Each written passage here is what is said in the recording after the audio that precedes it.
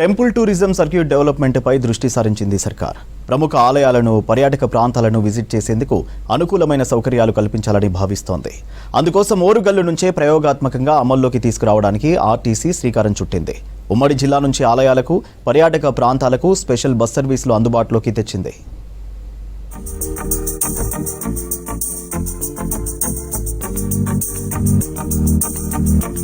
మహాలక్ష్మి పథకం ఆర్టీసీకి బాగా కలిసొచ్చింది. ప్రయాణికుల సంఖ్యతో పాటు రాబడి పెరిగింది. కుటుంబం అంతా ఆర్టీసీ బస్సుల్లో జర్నీకి ఇష్టపడుతున్నారు. మేడారం మహాజాతర నుంచి ఇటీవల జరిగిన కాళేశ్వరం పుష్కరాల వరకు ఆర్టీసీకి భారీ ఆదాయం వచ్చింది. దీంతో టెంపుల్ టూరిజం ఆర్టీసీగా మార్చుకునేందుకు ప్రణాళికలు అమల్లోకి తీసుకొచ్చింది.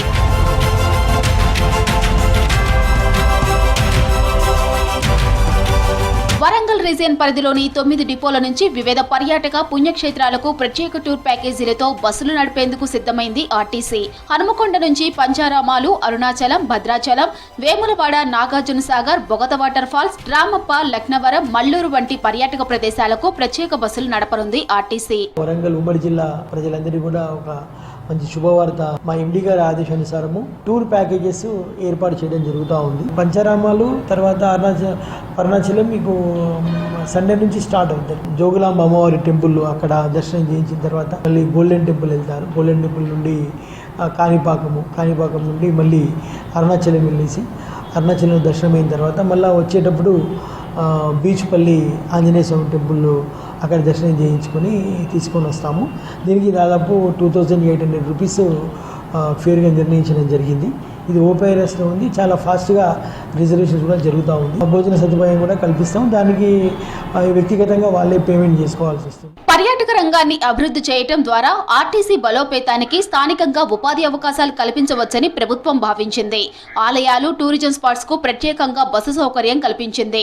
దీంతో వీకెండ్స్, హాలిడేస్ లో మేడారంతో పాటు చుట్టుపక్కల ఉన్న పర్యాటక ప్రదేశాలను కుటుంబంగా సందర్శిస్తున్నారు జనం. వీటన్నింటికి కలిసి టెంపుల్ టూరిజం సర్క్యూట్ గా అభివృద్ధి చేయాలనే మేడారం జాతర సమయంలో మంత్రి పొన్నం ప్రభాకర్ ప్రతిపాదించారు.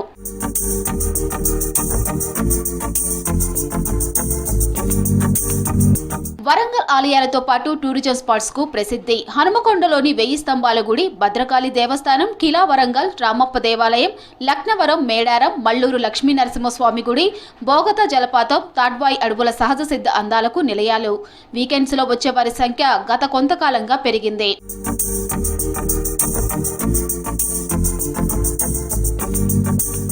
హైదరాబాద్ తర్వాత వరంగల్ పర్యాటక ప్రాంతంగా డెవలప్మెంట్ కు ఎక్కువ అవకాశాలు ఉన్నాయి. వరంగల్ రీజియన్ పరిధిలో ఆర్టీసీ టెంపుల్ టూరిజం కు స్పెషల్ సర్వీసులు నడపాలని నిర్ణయం తీసుకున్నట్లు ఆర్టీసీ వరంగల్ ఆర్ఎం విజయబాను చెప్పారు. భద్రాచలము, అదేవిధంగా కిన్నెరసాని, పర్ణశాల, అదేవిధంగా కురవి, ఇంకా మేము ఇంక్లూడ్ చేయాలనుకున్న మల్లూరు నరసింహస్వామి టెంపుల్ కూడా ఇంక్లూడ్ చేస్తూ ఉన్నాము. మీరు కూడా ఇంకేమన్నా మీ సొంతంగా ఇలా అయితే బాగుంటుంది అని మీరు అనుకుంటే మీకు అనుగుణంగా కూడా మీ ఇష్టాలకు అనుగుణంగా కూడా మేము టూర్ ప్యాకేజ్ డిజైన్ చేసి మీకు ఇచ్చే ప్రయత్నం తప్పకుండా చేస్తాం. మీరు ఆర్టీసీ బస్సులో సౌకర్యంగా చాలా చౌకగా వెళ్ళే అవకాశం ఉంటుంది. బొగతాతో పాటు మీరు అప్లో డౌన్లో తప్పకుండా రామప్ప, లక్నవరం కూడా చూసుకునే వెసులుబాటు కల్పిస్తాము.